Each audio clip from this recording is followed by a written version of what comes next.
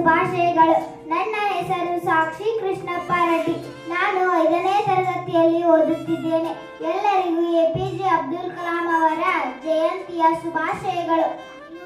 ಅಬ್ದುಲ್ ಕಲಾಂ ಅವರು 1931 ಆಗಸ್ಟ್ 15ರಂದು ಜನಿಸಿದರು.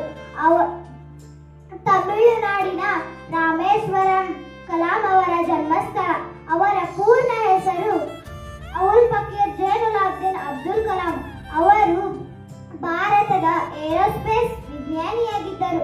ಅವರು ಭಾರತದ ಮಿಸೈಲ್ ಮ್ಯಾನ್ ಎಂದು ಪ್ರಸಿದ್ಧರಾಗಿದ್ದರು. ಅವರು 2002ರಲ್ಲಿ 11ನೆಯ ರಾಷ್ಟ್ರಪತಿಯಾಗಿ ಕಾರ್ಯನಿರ್ವಹಿಸಿದರು. ಅವರು ಜೀವನದಿಯಲ್ಲಿ ಬಹಳಷ್ಟು ಪುಸ್ತಕಗಳನ್ನು ಬರೆದಿದ್ದಾರೆ ಹಾಗೂ ಮಕ್ಕಳಿಗೆ ಸ್ಫೂರ್ತಿಯ ಭಾಷಣವನ್ನು ನೀಡಿದ್ದಾರೆ.